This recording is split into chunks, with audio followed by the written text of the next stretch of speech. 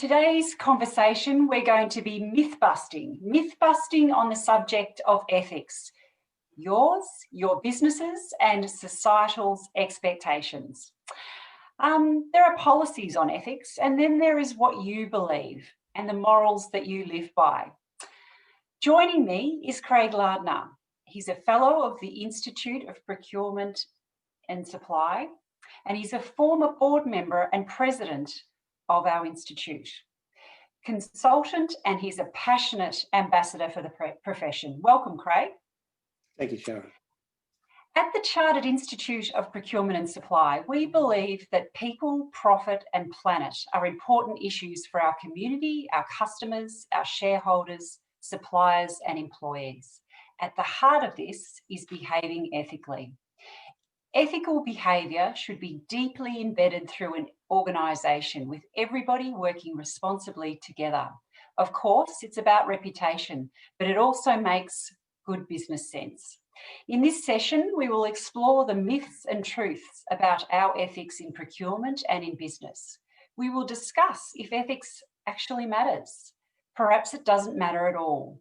Everyone working in our profession needs to be aware of the impact of ethical issues and what they can have around us, that impact. Things may look good on the surface and your intentions may have been honourable, and perhaps it matters more than any part of the business you do. So let's dive into this conversation. Craig, with the first question, the genuine thank you gift from supplier. Let's unpack this. At what point or level does it become not okay to get a gift? Well, I think history has given us many sad stories where a gift was genuinely and sincerely on offer from a supplier with real thanks for the business done for the year or for a few years. And then somehow down the track, it takes a nasty twist. And the receiver of the gift is put under the spotlight as to their motivation of receiving the gift. And more sadly, what they did for that supplier as a result of the gift. Now, I've met thousands of procurement people in my time in the profession, and happily, they hold their ethics in high regard. Sadly, I've seen two other types of procurement people. Those that hold themselves in high regard in terms of their reputation and their ethics, but sadly, they made a commercial, naive decision to receive a gift which looked like a genuine thank you. And the other type are those, sadly, who are in it for themselves and are looking for a gift so that they can personally benefit. Now, these gifts can be material, they can be semi-material like travel, it could be material like a colour TV, or it could even be, worse still, cash. But you've got to ask yourself the question, what's the motivation of the supplier to give the gift? Now, if you quickly dispense with the answer as, well, they just want to say thank you, then what I'd hope you do is ask yourself the question, how's this going to look? You're not the only one that knows you got the gift. You might think you are, but there are many eyes upon you. And good reputations have been burnt by commercial naivety. So in short, there's no small value that is, in my mind, okay. So the point it becomes not okay is one. And the term I use is, does a dollar matter? And in its worst scenario, someone says, well, if it's only worth $200, what's the big deal? Then I'd say to you, well, I'd say to that person, well, does $201 stop you? Well, no, they'd probably say, it's only $1. It's close to 200. Well, and I'll go up 202, 203. And I'll ask them, when do you want me to stop? Because when I get to 500 and you're starting to get a bit nervous on yourself, and then I say 501, and then they say, oh, no, well, that's probably too much. Then I think I've won my point. $1 mattered. $1 was the decision and the value that moved you from it's okay to it's not okay.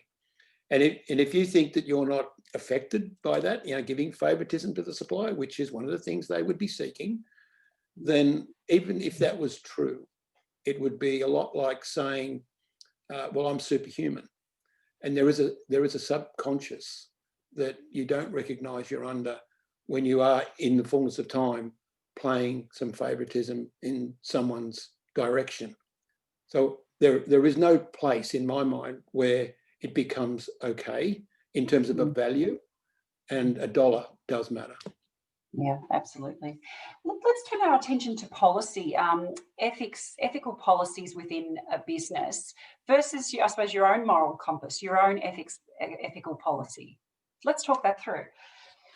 Well, let's deal with the first half. The ethics policy of your organisation is their way of expressing their expectations on you, right and proper.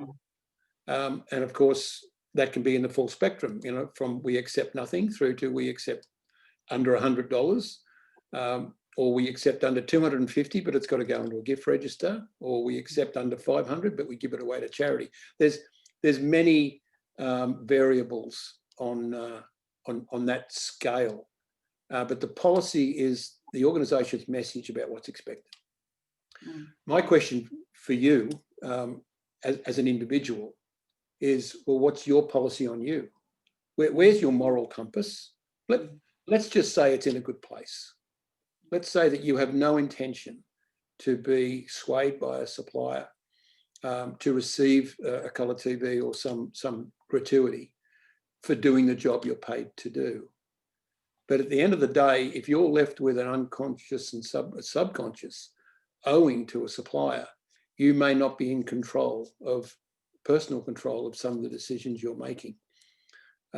So the moral compass is the thing you need to think about yourself.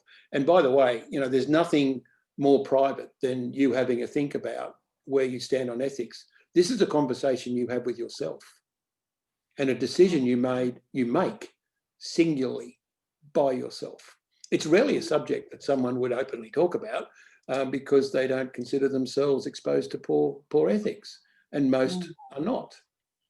But if you have the conversation with yourself, well, where's my standard? And what's my rationale for that standard?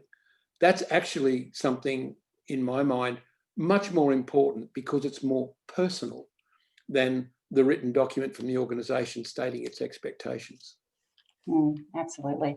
And I suppose from CIPS perspective, this is where the ethical e-learning really comes into place, because, it's helping you address those potential issues, that it's helping you actually find them and identify them, isn't it? And then if you can identify, you can mitigate and reduce. So it's important to have learning around that as well. I think that's absolutely right. Having the ability to spot something that isn't actually going to go in the right direction is a bit of a skill, right? It's that commercial naivety that I spoke of. It's like a commercial antenna that starts flicking when something isn't quite right, and not everyone's got it. And you need to consciously learn that, so that when something isn't quite right, something quite tiny and on the surface quite insignificant, should alert you to something along the lines of, oh, this could go to a bad place. And that could be anything from gifts right through to identifying modern slavery. Very important. Indeed, yep. Yeah. Let's talk about favours. The favour that you're asked to provide that seems fair and reasonable to any reasonable person, and can it come back to bite you? Well, it can, and it never looked like it would, because it all seemed very a reasonable ask of someone asking a favour. It could be an introduction that they're asking you to make to a colleague.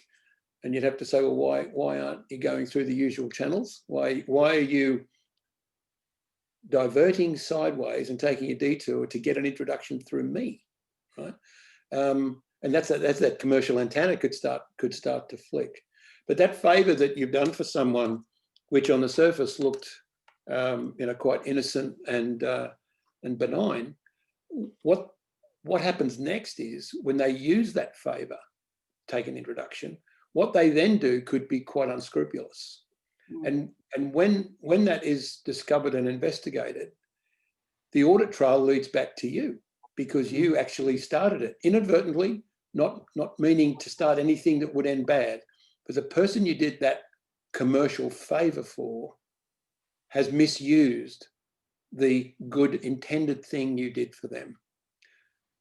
Now, I guess I've got to go to the other side quite quickly. Does that mean you do no favours? Well, no, I don't think it means that. It means be careful. Get that antenna flicking that says, you know what, if I give them that introduction, or if I give them that endorsement of their product or their service, am I ready to explain why I did that? And would that win the day in terms of fairness and credibility? And if your answer to that is yes, then by all means, you know, give the favour. You might give a favour with a condition to make sure it doesn't go astray. But put it through that filter first. I'm being asked to do what, and how could that not fit well in an end game? Yeah. I love the idea of don't do anything that you wouldn't want to see on the front page of the paper. You know, I've thought of that often, and it's been told to me often, and I've told it to others. So in terms of that kind of newspaper headline, especially when it's not true, but you lit the fuse for it, you know, talk us through, you know, how we don't get in that position. Well, I mentioned that commercial antenna, right? So whatever it was that ended up on the headlines of the newspaper, why didn't your commercial antenna flicker when whatever you did do at the beginning of that series of events was done in the, you know, in innocence and in the best interests of whoever you were doing it for, or what you thought was right for the business? Why didn't your commercial antenna tweak just a little bit so that you could see where this was going? Sometimes it's really helpful for commercial acumen to start with the end in mind in these instances. If I do this that I'm about to do, what does the absolute end scenario look like? Could it go pear-shaped?